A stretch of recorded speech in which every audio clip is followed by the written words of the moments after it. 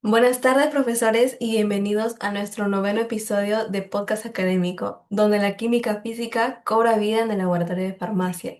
Yo soy Chania Chumán y hoy nuevamente me acompañan mis compañeras Grecia Castillo y Ariana Cruz. ¿Cómo están? Muy bien, Shania. Y particularmente motivada por el tema de hoy es que lo que más me impacta es la reología.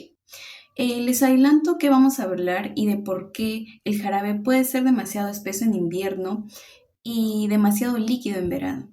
Y por qué algunos geles requieren mucha fuerza para salir del tubo solos una vez sobre la piel. Exactamente. Y la clave para entender todo eso no está en la receta, sino en la física del flujo, la reología, del griego reos, que significa corriente. Es la ciencia que estudia cómo los materiales se deforman y fluyen bajo la acción de fuerzas externas.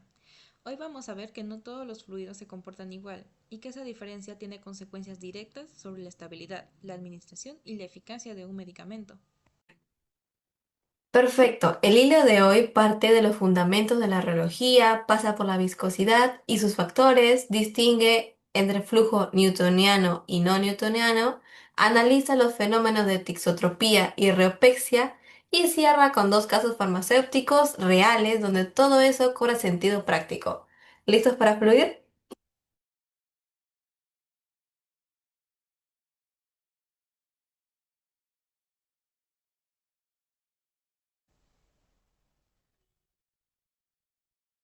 Para construir todo sobre bases sólidas, partamos de las tres magnitudes que gobiernan la reología.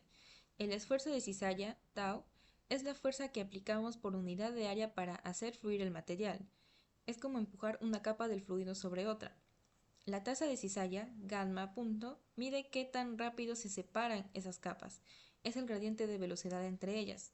Y la viscosidad dinámica, eta, es el cociente entre ambas. Es decir, cuánta resistencia opone el fluido por unidad de tasa de cizalla. Un fluido con alta viscosidad necesita mucha fuerza para fluir a la misma velocidad que uno de baja viscosidad. Y en farmacia la viscosidad no es solo un número en una ficha técnica. Determina si una suspensión puede agitarse fácilmente antes de dosificar. Si un gel fluye cuando lo aplicamos en la piel, si una inyección puede pasar por una aguja de calibre 23 sin bloquear la jeringa, o si un colirio se distribuye uniformemente en el ojo sin escurrir inmediatamente. La viscosidad conecta directamente con la física del fluido, con la experiencia del paciente y la eficacia terapéutica. ¿Y qué factores modifican la viscosidad de una formulación? Los más relevantes en farmacia son cuatro. Primero, la temperatura. En la mayoría de los líquidos, al aumentar la temperatura, las interacciones intermoleculares se debilitan y la viscosidad disminuye. La relación sigue aproximadamente la ecuación de Andrei, donde la viscosidad cae exponencialmente con el inverso de la temperatura absoluta. Segundo, la concentración. A mayor cantidad de polímero, partículas o soluto hay mayor viscosidad y la relación suele ser no lineal. Tercero, el tamaño y la fórmula de las partículas dispersas. Partículas esféricas aumentan menos la viscosidad que partículas elongadas o rígidas. Y cuarto, las interacciones entre partículas. Puentes de hidrógeno, fuerzas iónicas o enlaces poliméricos pueden crear redes tridimensionales que elevan drásticamente la viscosidad. Fascinante. Entonces, la viscosidad no es constante en todos los fluidos. ¿Y cómo los clasificamos según cómo se comporta esa viscosidad al cambiar la fuerza aplicada? La distinción más importante en la reología farmacéutica es si un fluido newtoniano o no newtoniano. Los fluidos no newtonianos, como el agua o una solución salina diluida, tienen viscosidad constante. No importa si lo agitamos despacio o rápido. La relación entre esfuerzo y la tasa de cizalla es siempre lineal. En el reograma, eso aparece como una línea recta que pasa por el origen. Y para fluidos newtonianos en tuberías o agujas se aplica la ley de Passuit. Este nos dice que el caudal volumétrico es proporcional a la cuarta potencia del radio interno del tubo. a la diferencia de presión e inversamente proporcional a la viscosidad y a la longitud. La potencia cuarta es dramática. Si el radio de una aguja se reduce a la mitad, el caudal cae 16 veces. Por eso las agujas de mayor calibre facilitan enormemente la administración de formulaciones viscosas. Ahora la mayoría de las formulaciones farmacéuticas modernas como suspensiones, emulsiones, geles, cremas, etc., no son newtonianas. Y el comportamiento valioso en farmacia es el pseudoplástico, también llamado sharp thickening o adelgazante por cizalladura. Un fluido pseudoplástico tiene alta viscosidad en reposo, pero fluye fácilmente cuando se le aplica fuerza. Matemáticamente, su viscosidad aparentemente decrece al aumentar la tasa de cizalla y el índice de flujo N es menor que 1 en el modelo potencial de Oswald de Weld. ¿Por qué esto es valioso? Es valioso porque nos permite formular un producto que es espeso, estable y en el envase, lo que reduce la sedimentación o la separación de fases, pero que fluye fácilmente al agitar, al exprimir el tubo o al aplicar sobre la piel.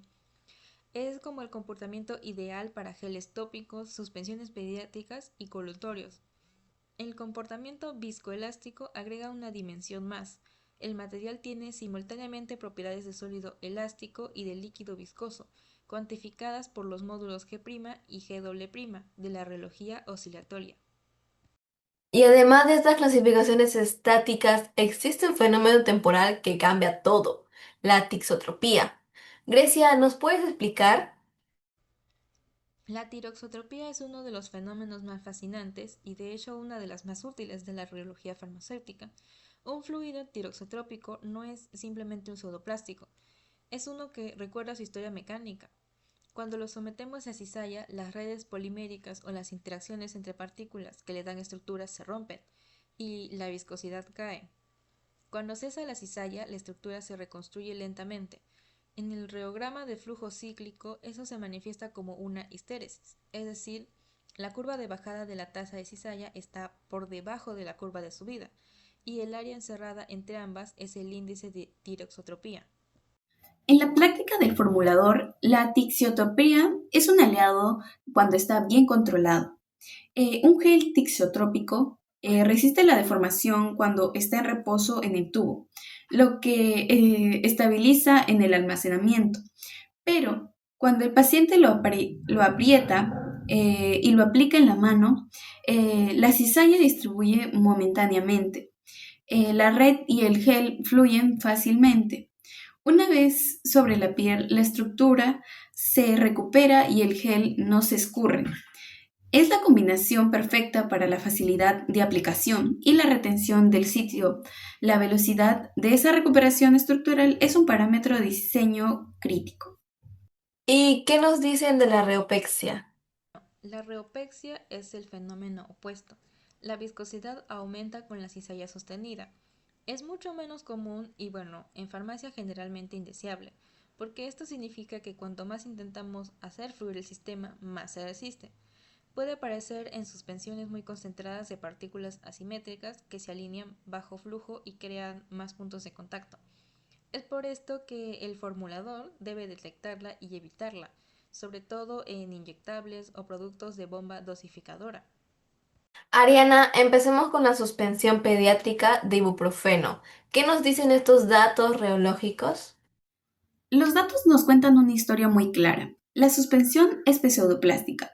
El índice de flujo N de 0.38 confirma que adelgazaría con la cizalla. Y ese principio es bueno. Sin embargo, el problema está en el umbral de flujo, que es prácticamente inestable, menor a 0.1 pascales. El umbral de flujo es la fuerza mínima que el flujo necesita para comenzar a moverse. Si ese umbral es casi cero, las partículas de ibuprofeno sedimentan libremente bajo la gravedad, porque la red de suspensión rígida en reposo para liberar y mantenerlas suspendidas. El CMC al 0.3%, forma una red débil que deforma la cizalla de las partículas que caen. Fascinante. Entonces, la viscosidad no es constante en todos los fluidos. ¿Y cómo los clasificamos según cómo se comporta su viscosidad al cambiar la fuerza aplicada? Exactamente. Y el índice de tiroxotropía bajo de 1.2 pascal por segundo nos dice que la estructura, aunque pequeña, tampoco se recupera bien tras la agitación.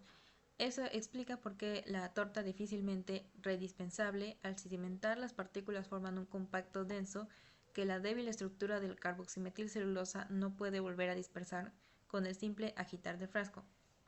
En términos de la ley de Stokes, la velocidad de sedimentación es proporcional al cuadrado del radio de partícula e inversamente proporcional a la viscosidad del medio. Pero aquí el problema no es solo la viscosidad al cizallar, sino la viscosidad estructural en reposo, que es prácticamente insuficiente. ¿Y el gel de diclofenaco, Grecia? El gel de Carbopol 940 nos representa el problema opuesto. Los módulos viscoelásticos medidos por rheología oscilatoria muestran un G' de 3200 pascales y un G" de 480 pascales. El cociente G" sobre G', que se llama tangente de delta, es de 0.15, mucho menor que 1. Eso significa que el gel es marcadamente elástico. Tiene una red tridimensional muy rígida. El punto de fluencia, la deformación crítica a partir de la cual la estructura colapsa, es solo del 2.1%. Para que el paciente pueda exprimir el tubo, debe generar una presión que supere ese umbral en todo el volumen de gel. De ahí la fuerza de extrusión de más de 40 newtons, que es completamente inaccesible para un paciente geriátrico con artritis en las manos. Y lo paradójico es que el 85% de la recuperación estructural en 60 segundos que vemos en los datos indican que el gel fuertemente tixotrópico, una vez que se supera la barrera de extrusión, el gel fluye bien y se aplica con facilidad. El problema no es el complemento en la piel, sino la barrera de entrada.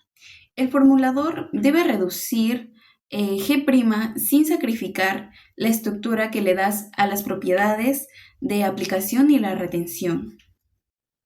Hemos identificado los problemas reológicos. Ahora conectemos eso con la estabilidad del medicamento y con la experiencia real de los pacientes. En el caso de la suspensión, la estabilidad física está directamente comprometida. Una suspensión que sedimenta en menos de 24 horas en el laboratorio lo hace en días o en semanas en el domicilio del paciente. El cuidador, que en este caso es del niño, o sea, sus padres, debe agitar el frasco antes de cada dosis. Pero si la torta está compacta, la redispersión es incompleta.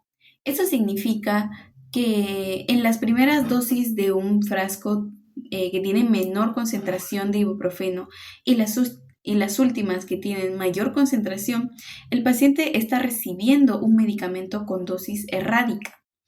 En pediatría eso es prácticamente crítico, porque los márgenes terapéuticos y tóxicos del ibuprofeno en niños son realmente estrechos. Y para el gel diclofenaco, el impacto de la administración es igualmente directo. La adherencia está determinada en gran medida por la facilidad de uso. Si un paciente geriátrico con osteoartritis, que es precisamente la indicación del diclofenaco tópico, debe ejercer más de 40 newtons de fuerza para obtener una dosis, simplemente dejará de utilizar el producto. Estudios de adherencia en formulaciones tópicas muestran que la facilidad de extrusión es uno de los 3 factores más citados por pacientes mayores a 65 años como barrera de protección al uso.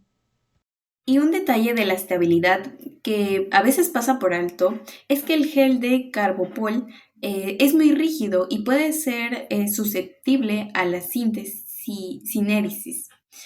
Es decir, la separación del solvente polimérica, especialmente si el nudo elástico es muy alto y la red tiene mucha tensión interna. Si la G' es demasiado grande para la concentración del polímetro, la red tiene que concentrarse y expulsar agua. Eso se manifiesta como una capa líquida en la superficie del gel adentro o dentro del tubo, afectando tanto la apariencia como la concentración local del fármaco. Para la suspensión de ibuprofeno, la clave es crear un umbral de flujo real sin sacrificar la redispensabilidad. La goma Santana a concentraciones de 0.2 a 0.4% forma una red de doble hélice en agua que genera un umbral de flujo de 2 a 5 pascales. Ese umbral es suficiente para que la red soporte el peso de las partículas en reposo, como una malla que las atrapa, pero se destruye completamente con el simple agitar del frasco, que genera tasas de cizalla de 20 a 50 por segundo y se recupera en segundos. La combinación de carboximetilcelulosa optimiza el índice de fluidez durante la dosificación oral. Complementando la micronización del ibuprofeno a un D90 menor de 10 micrómetros, ataca el problema desde la ley de Stokes, lo que la velocidad de sedimentación proporciona al cuadrado del radio de la partícula. Al reducir el radio a la mitad, la velocidad de sedimentación cae 4 veces, combinando ambas estratégicas, cuál es la mejora de la suspensión más las partículas más finas. Puede extender la estabilidad física de menos de 24 horas a más de 3 meses, que es el requisito mínimo para la suspensión pediátrica del acuerdo con la USP. Para el gel de diclofenaco la estrategia es más delicada porque queremos reducir la rigidez en el tubo sin perder compartimientos en la piel. Al bajar el carbopol 940 de 1 a 0.7% y añadir el hidroxipropil metilcelulosa o también llamado ipromelosa de 100 molar al 0.5%, creamos un sistema de polímeros mixtos donde el carbopol sigue aportando el umbral de flujo y la red elástica, pero a una concentración menor que reduce G' a un rango de 1.4 pascales a 1.8 pascales. El ipromelosa contribuye con viscosidad adicional a tasas de cizalla intermedias, mejorando la sensorialidad de aplicación y la extensibilidad. El ajuste de pH a 7.2 favorece la ionización completa de los grupos carboxílicos del carbopol, que es donde reside su capacidad de gelificación, permitiendo obtener el mismo G' pero con menos polímero. Ha sido un recorrido fascinante. Ariana, para cerrar, si tuvieras que darle a un estudiante de química física 4 principios reológicos que nunca debería olvidar en formulaciones farmacéuticas, ¿cuáles serían? Primero, la viscosidad no es un número fijo, es una función de la tasa de cizalla, la temperatura y la historia mecánica del sistema. Medirla a una sola condición de una imagen incomplementaria. Segundo, el umbral de un flujo es el parámetro que decide si una suspensión sedimentaría o no en reposo. Un suspensor sin umbral de flujo real no es un suspensor real. Tercero, la tixotropía bien diseñada es un aliado, no un defecto. Permite la alta viscosidad en almacenamiento y la baja viscosidad en el uso, lo que en la combinación ideal, muchas formas farmacéuticas. Y cuarto, la reología conecta directamente con la adherencia al paciente. Un producto difícil de exprimir, agitar o aplicar en el producto que el paciente dejará de usar. Y añadiría el hilo que une todo. La reología no es solo una descripción del comportamiento del fluido, es una herramienta de diseño.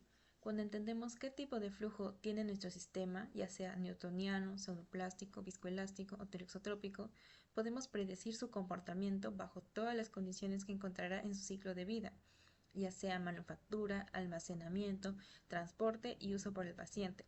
Los dos casos de hoy demostraron que un análisis reológico completo no solo diagnostica el problema, sino que señala exactamente qué cambiar y por qué. Perfecto. La próxima vez que agitemos un frasco de jarabe antes de dárselo a un niño o sientan que un gel fluye con facilidad al aplicarlo, pero no se escurre en la piel, van a reconocer la reología en acción. Eso es química física. Muchas gracias por escuchar.